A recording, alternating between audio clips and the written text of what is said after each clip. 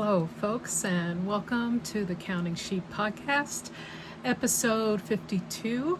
My name is Ruth, and this is my little space on the YouTube world where I come to you about every 2 weeks and bring you some content regarding crocheting, knitting, spinning, and what I'm up to on my farm and the surrounding area.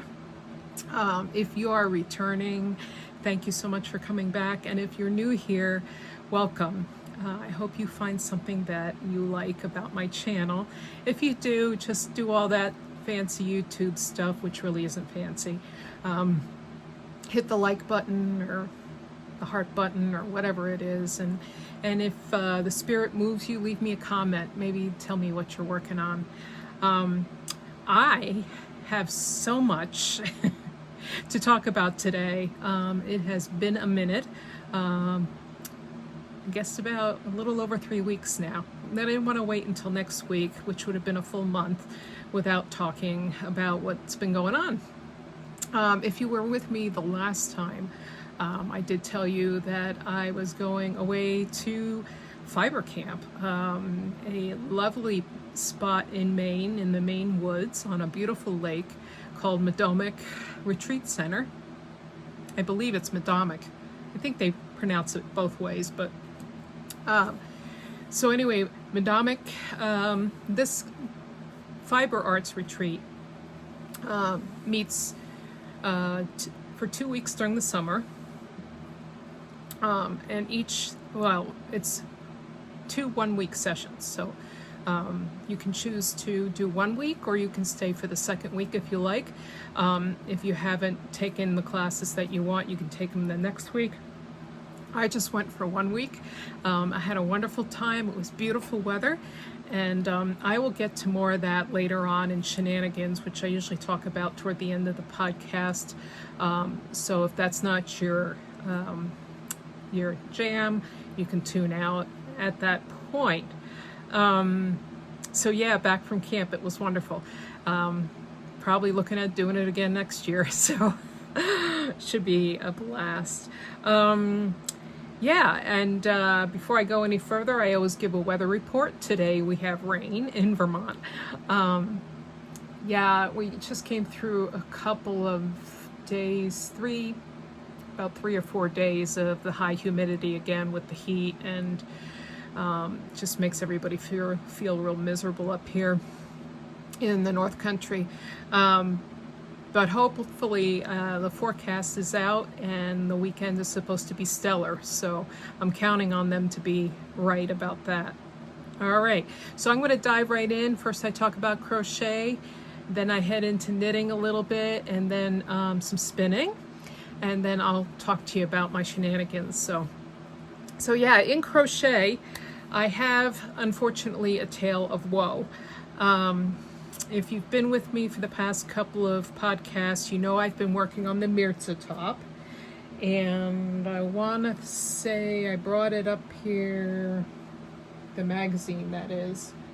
Anyway, I'll put a picture of it here. It is on the cover of the Let's Crochet magazine by Lina Publishing. And they did a wonderful job. The Mirdza top is designed by Skuja, and I am a big fan of Skuja. But I ran into a few problems with the Mirdza top. Well, I'll just show you. I'll start by showing it to you. I had it almost done, and well, the first problem is I should never even have thought to make the size 3, which is a finished bust size of almost 48 inches.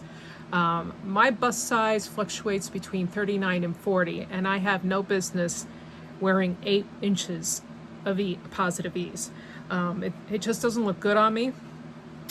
So when I was trying it on, I really didn't get a gander of how it was looking until I actually got well below the armhole separation.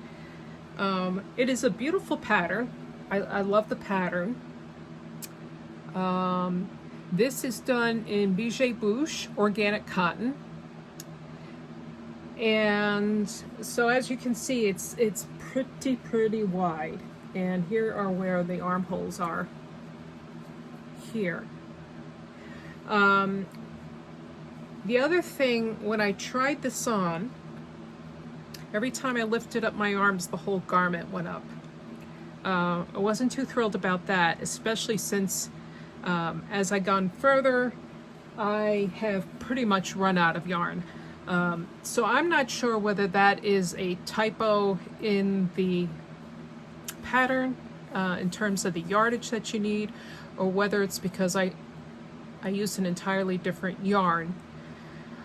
I really think that the bijou bouche, rather than acting like a fingering, it acts more like a sport weight. And that's the other thing about it. It feels substantial. So in other words, it feels heavier than I would normally wear for a summer top. So yeah, there's that. I thought about, ripping it out and doing a smaller size. But what I ended up doing was I got to about here, which is just a little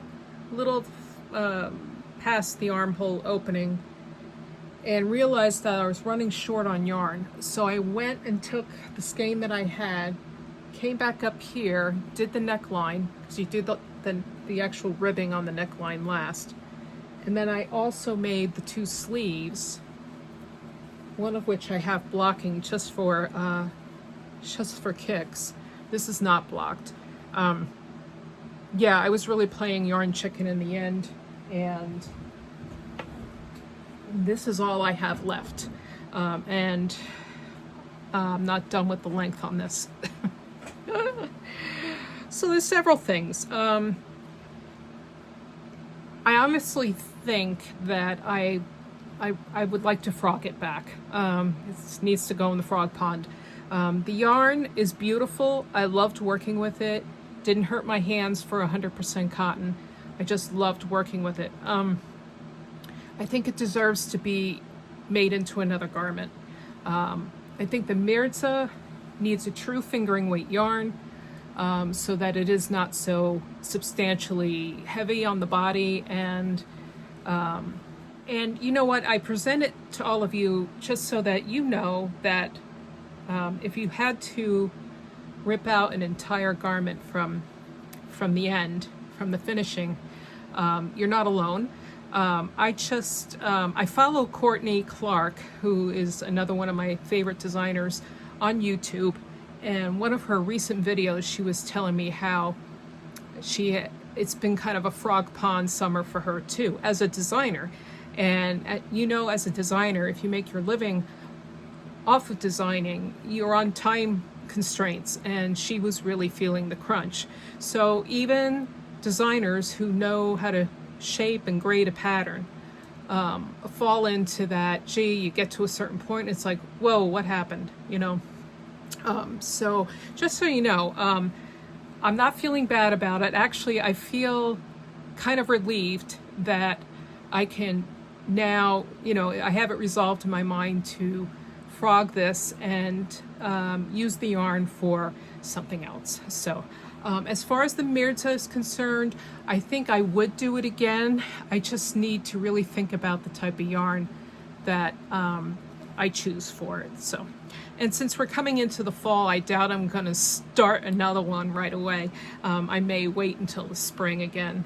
But yeah, that's kind of not my tale of woe. I don't feel bad about it. I did when I realized there were all these issues that I think I was ignoring up until now. And so, but now I feel relief that, I have a solution in essence to what I'm going to do. So, all right, so that is my Mirdza. On a better note, another Linda Skuja pattern that I've been working on is the Everleaf cardigan, which I just adore. And I have not done any progress on this. This will be, I think, the third podcast in a row that I'm going to show no progress on this, but this is the Everleaf cardigan. I am working on it here. So just show you a little bit of it because I've shown it before. It's got this gorgeous texture, which Linda Skuja is known for.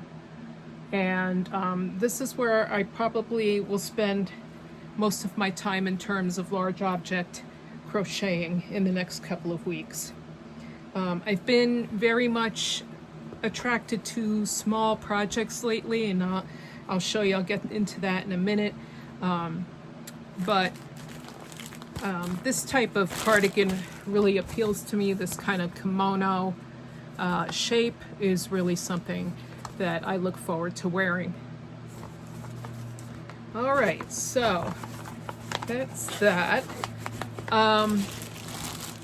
So let me tell you what I have started, and it's a small project. And that's a pair of crocheted socks. Now I joined up with Vicky Brown. She is a dyer and maker in the UK. She is having a crochet accessory club, which in which you get a skein of her yarn and a pattern to make an accessory. The first one was a cowl, and then the second one I just got in the mail a couple weeks ago are a set of socks. So since this is a club, I'm not really sure when she's going to release this pattern for general consumption. So if I do get that information, I'll make sure I pass it along to you. But I just thought I'd share this with you anyway. There are a lot of people designing crochet socks right now, one of which is Karen Hooley, and I will share something from her in just a second. But anyway, these are the Sakura socks by Vicky Brown. Yeah, and you can see this is the Crochet Accessories Club. She makes it easy for us people in the US. We pay just one flat shipping rate for all of the boxes that come, and I think there are somewhere between, I think there's 6 altogether, 5 or 6, I'm not sure. I'd have to look it up again. But anyway, this is her lovely dyed yarn. And this is her sock base, and it is, I believe, a merino, superwash merino, as well as it's got some nylon in it. 75% superwash merino and 25% nylon, and it's her standard sock base. And this is the Sakura colorway. So you can see it's got a few little speckles in it, some peach and some darker pink in there. And I start my socks in tandem. I like to do them 2 at a time. And with crocheting, it's really easy because all you do is, as I've done here, take your hook out of your work, put a little locking stitch marker on the loop, and then go over and start the other one. And you can see I have a locking stitch marker on this one as well. But these are cuffed down, so you start making the ribbing here, and this is worked this way, so back and forth, back and forth, back and forth. You connect the tube and then you start crocheting down this way. So I did on the first sock, I ripped back. I thought I could get a medium onto my foot, and I could not. I have a kind of a wide foot, so it tends to cause me some concern about whether, you know, like I fall in between sock sizes, so I have to kind of try on as I go. But anyway, so yeah, so with crochet socks, it's easier to try on as you go and make sure it fits over your instep. So just the little raw beginnings here of my socks, but just thought I'd share them with you. So small projects, kind of where I'm at right now. I think the weather has kind of dampened a lot of big project knitting and crocheting for me, just because I don't like having it in my lap when it's kind of ooky out like that. When there's a lot of moisture in the air, it's kind of hard to crochet and knit. All right, and then I wanted to show you Karen Hooley's new book. I just got this hot off the press and she signed it for me. This is her Socks the Crochet Way. I was a test crochet person for Karen at one time, several years ago. I want to say in and around the pandemic time. And yeah, I really enjoy her patterns. They're well written. She's written several sock patterns besides this book. So if you're not into getting the whole book, you can check on Ravelry. There are a whole bunch of sock patterns she's written. And like I said, she writes a very good pattern. So that's Socks the Crochet Way. And she walks you right through whether you want to make a top down, cuff down, or a toe up sock. And how to measure the foot, you know, how to do a gauge swatch, the whole 9 yards. So all those important things. So that's Karen Hooley. The other thing I've been working on, once again thinking in small bites of small piece making, is a blanket. And you would never think, you know, why would you want to make a blanket in the middle of the summer? But this blanket is actually geared toward warm weather. It is done in a yarn that is plant-based. So let me show it to you. It's from West Yorkshire Spinners. This is the springtime blanket. They did a crochet along back in March, I think, with this over in the UK. I got my kit from the Woolly Thistle, and you can see there are all these beautiful flower squares and rectangles that you make. This is tapestry crochet, and so with tapestry crochet, what you do is the color that you're not working, you actually work over in single crochet. So you actually encase that yarn and you can't see it. So I'm just going to show you the couple of squares and rectangles I've done here, the flowers. This is the actual layout of the pattern. I've done the daffodils, the tulips, and the hyacinths. And first up are the daffodils. It's funny because this technique looks the same front and back, so I always put a stitch marker to indicate the front, and I leave it there until I start to sew the square together. But anyway, that's the daffodil. It's really so much fun. It's just following a chart. Here are the tulips. This is the rectangle.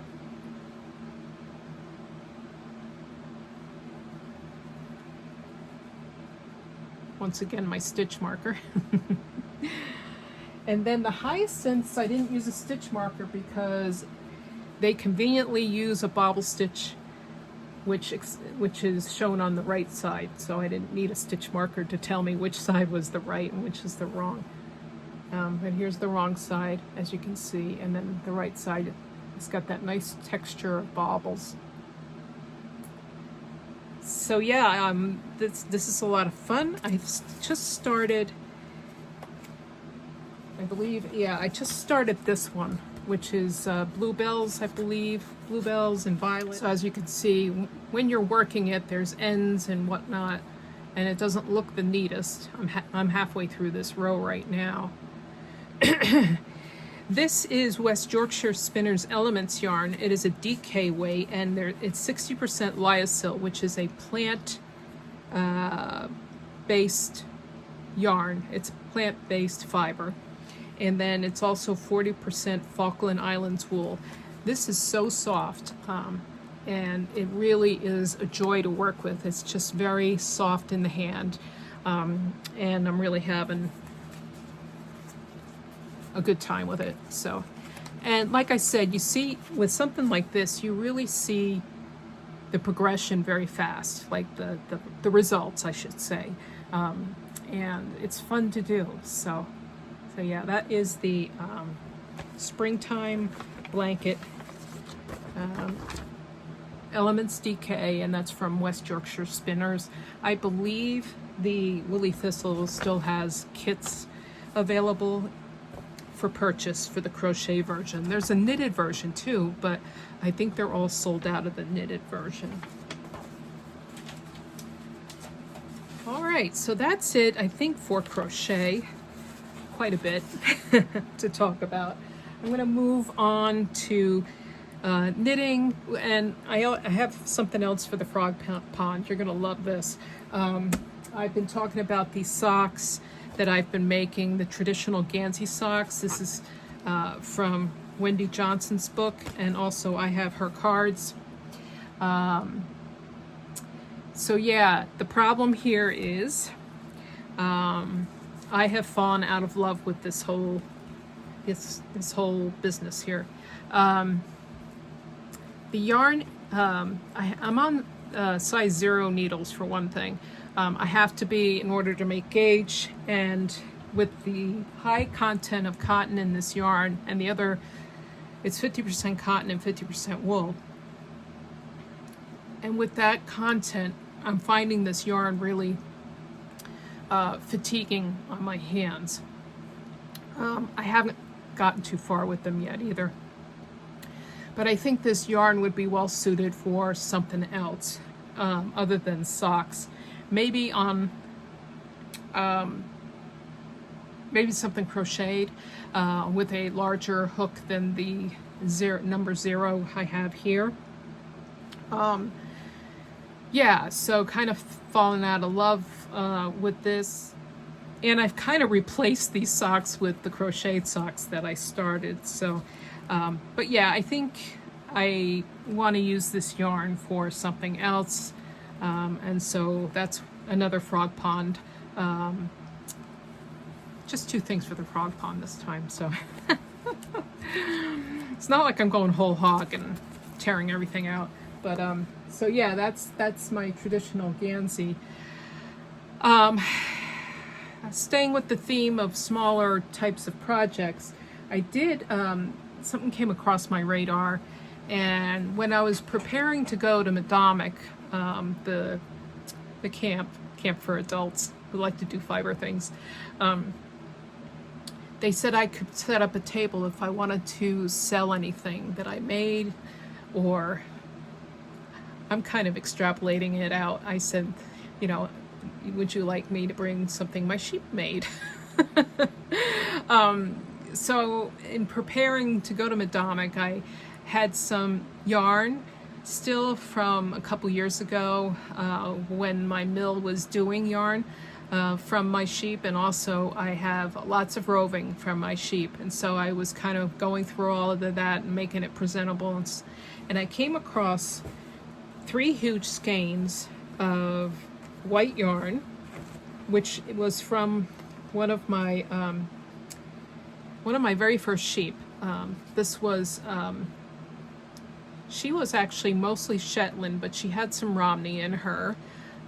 This was maple, and it has such a, it's hard, if I don't know if the camera is picking this up, but it is got a little luster to it, which is just beautiful.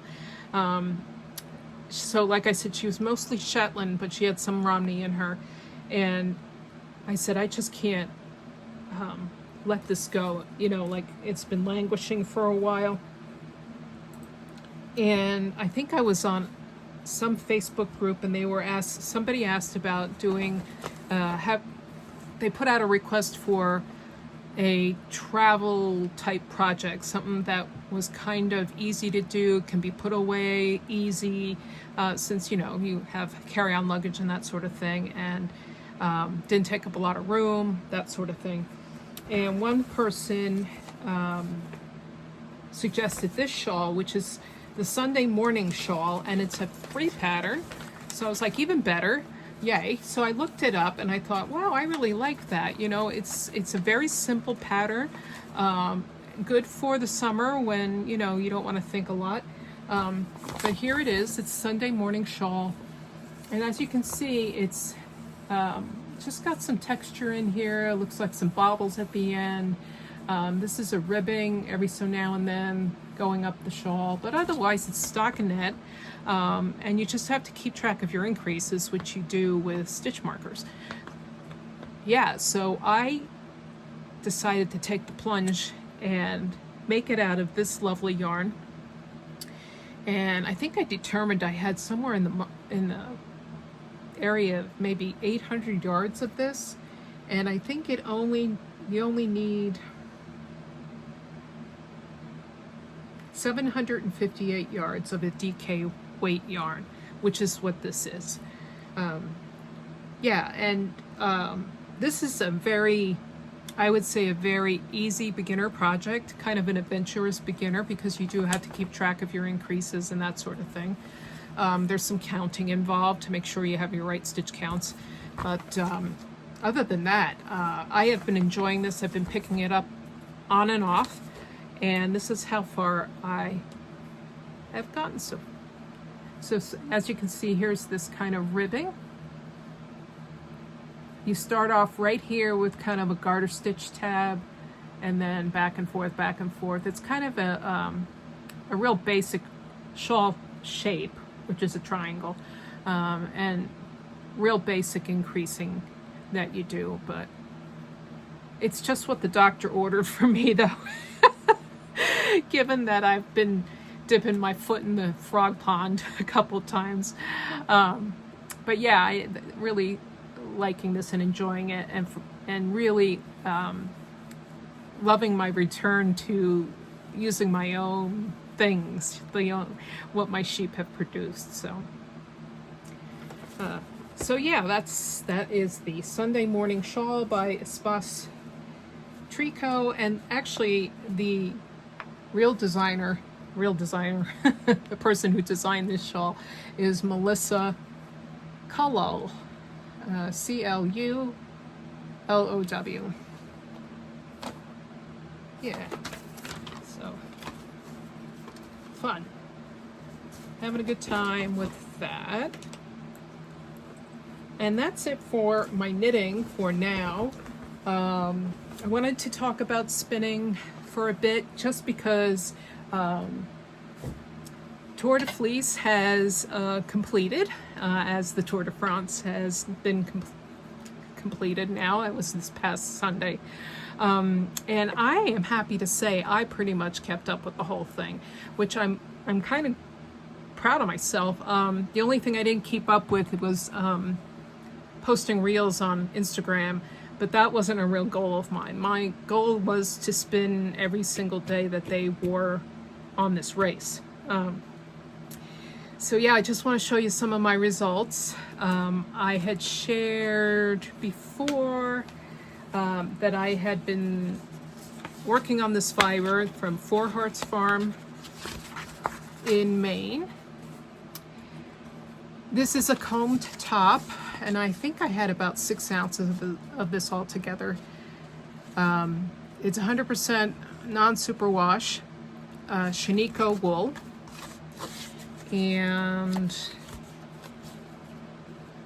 just want to show you this all together. I have this cute little skein.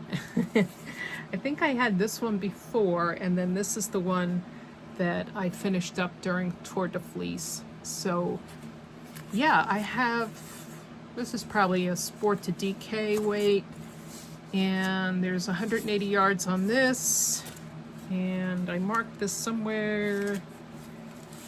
Maybe I didn't. Well, obviously well over 180 yards here. And then this one I didn't mark either. Oh well.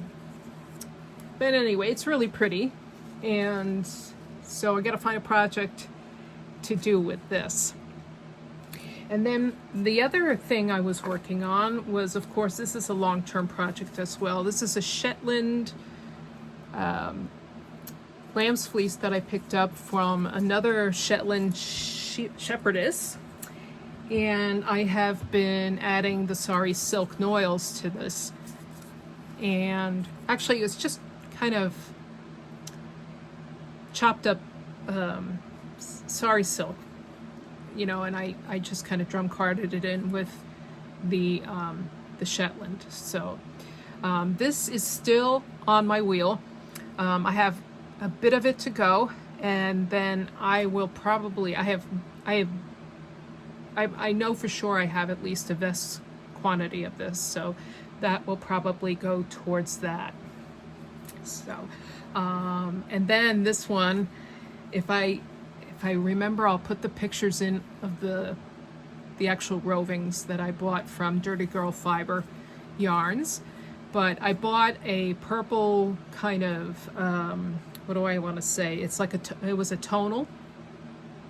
And then the other roving had magenta in it, or I want to say fuchsia, orange, purple, white. So I spun a singles from that, spun a singles from the purple roving, and I put them together, and I got this. So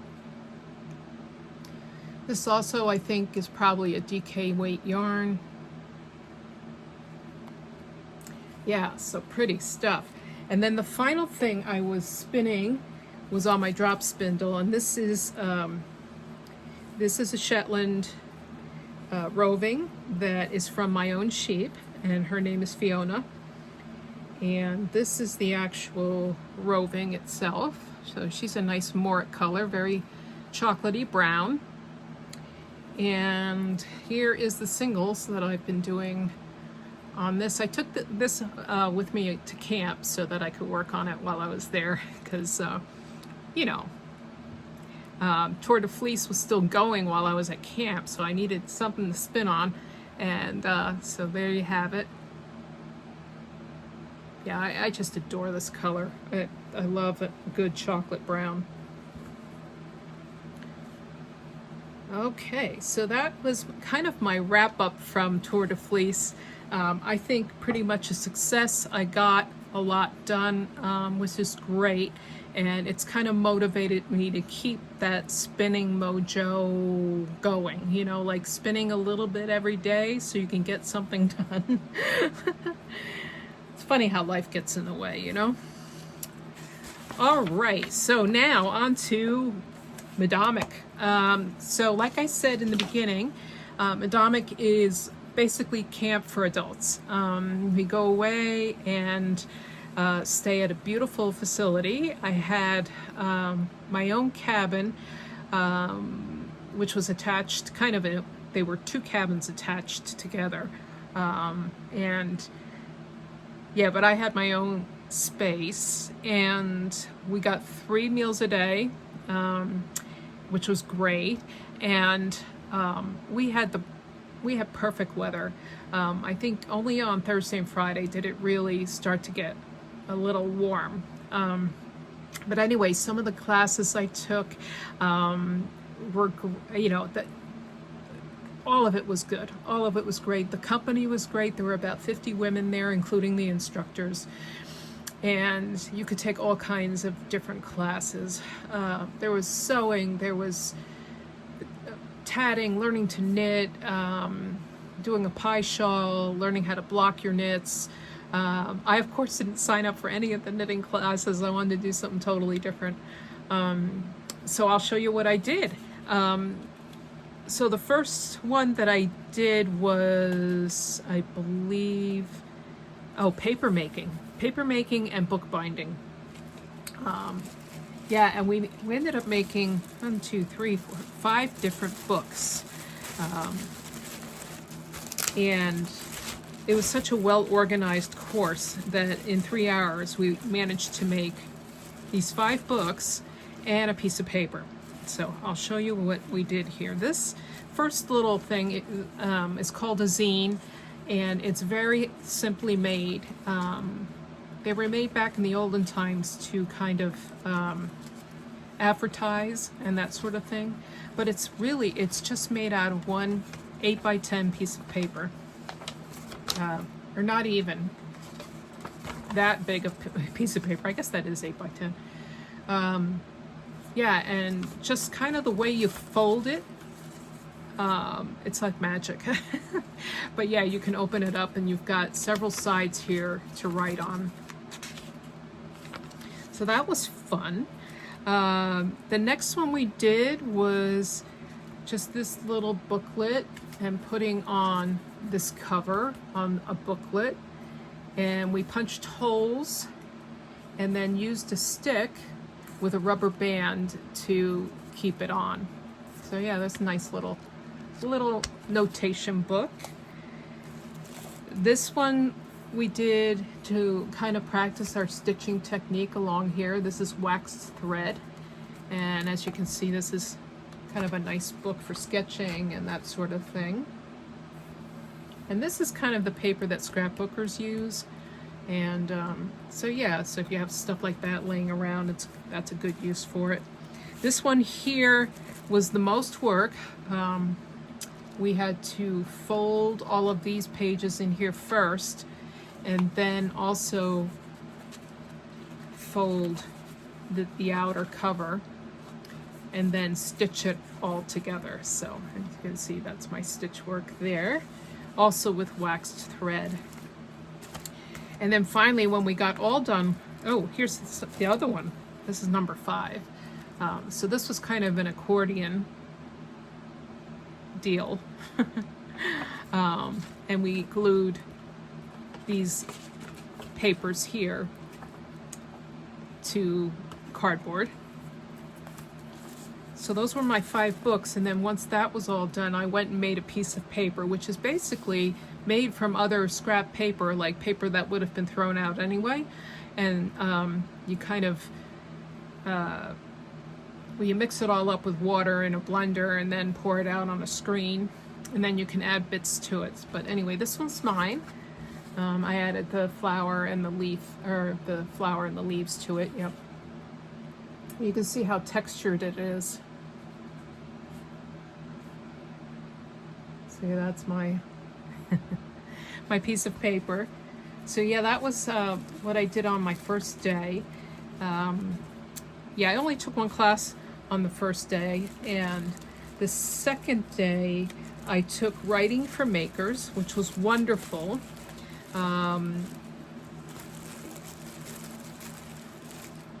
It's hard to describe what we did in a nutshell, but basically my takeaways from that is that any kind of hand stitching that you do, whether it be pulling a piece of thread through fabric, or whether you're knitting or crocheting or rug hooking, any of those making activities lights up different parts of your brain, your creative parts of your brain, and it makes writing any thoughts or whatever so much easier.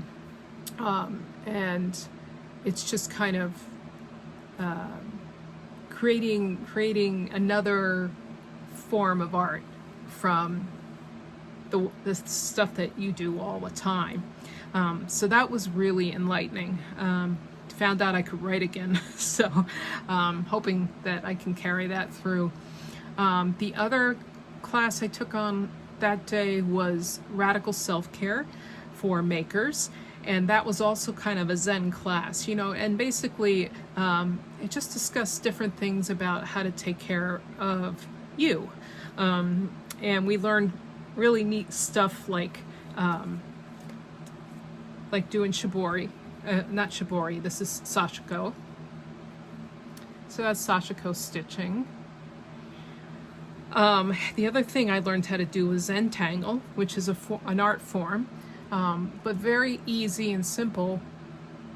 And she taught us how to do that, which I thought was great. And then we also had some herbal tea while we were there. We had a discussion about different things, lifestyles, that sort of thing. And yeah, that was a really good, enlightening type of class to take. Then the following day, I took an all-day class with Cal Patch, who is a maker, a sewist, and we did Peace Out, which was basically upscaling a boxy t-shirt pattern, not upscaling it, but decorating it with fabrics, piecing different fabrics together to wear for a boxy t-shirt. And for the morning, we had just practiced the techniques. So I just want to show you, some of these might hurt your eyes, because basically we were told to just go to a pile of fabric and just pick out whatever and do your technique. So it took a lot of that ruminating thing out of it. So so this was just improvised yardage. So I was just putting pieces together and then cutting out the pattern from the pieces.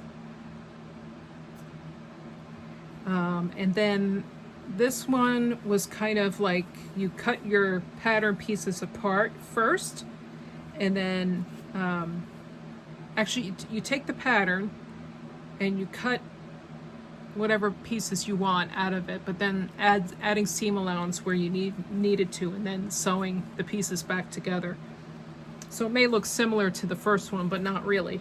And as you can see, I didn't stitch this because I forgot to add the seam allowance over here. So lesson learned. And that's kind of what the exercise was all about anyway. And then the third way we did was just piecing onto a foundation. So you can see on the back, this is the back of it. So you're actually piecing pieces onto this piece of fabric, or sewing them on, and then this was the front of it. And then the last one was like just a collage. You could just take the foundation and then just start placing pieces on it. And then once you like what you see, you start to baste it on there. You can see my basting stitches there. And then once you have it all kind of secure, you can decide whether you're going to zigzag certain edges or just leave them as is. So yeah, we got all that done in 3 hours, which I thought it was a miracle. I never do speed sewing. I can't do it. But I managed. And if you recall, a month ago when I was up at Pleasant Mountain Fiber Retreat, I had taken a shibori dye class, shibori secco, where you fold the pieces, and I came out with things like this.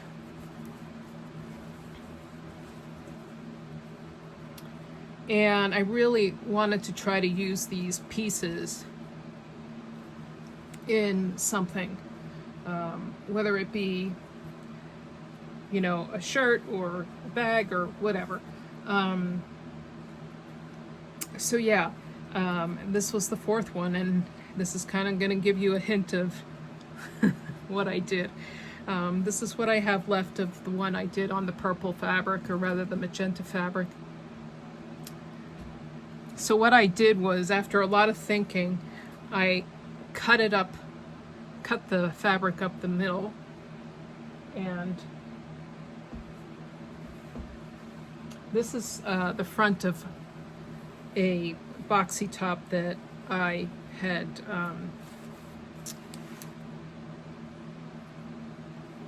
learned to what is it, draft? Yeah, I'm looking for the right word.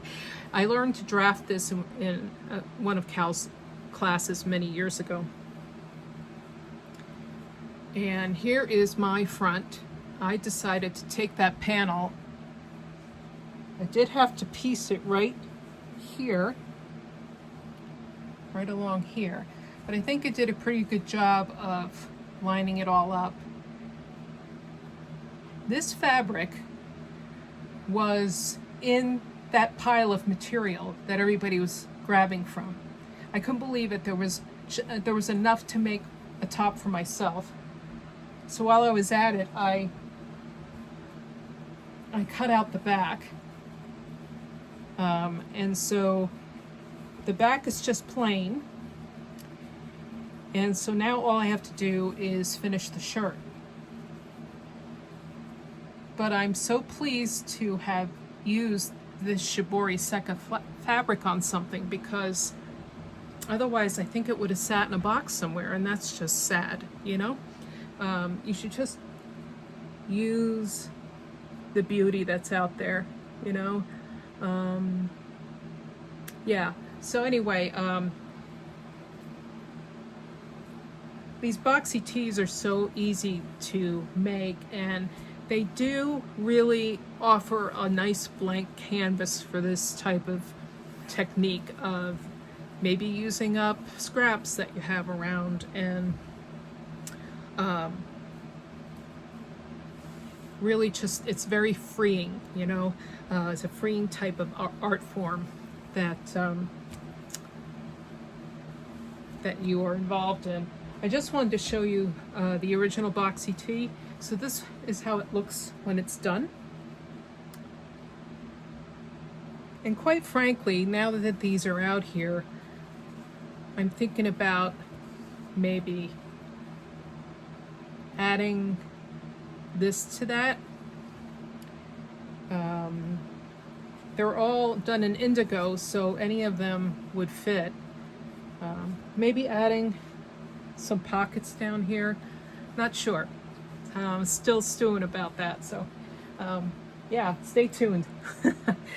Not my plan to turn this into a sewing podcast, but it's all creative, and maybe if you've sewn in the past and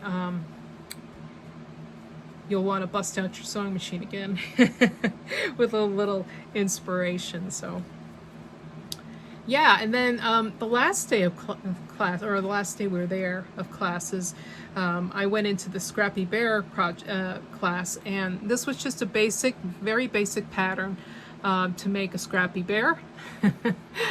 And the instructor had hers. Hers were all colors, so I just had this yarn, you know, kicking around, and I thought, oh, let me use it up, you know. So and then she really wanted us to name the bears, so I named mine Malcolm.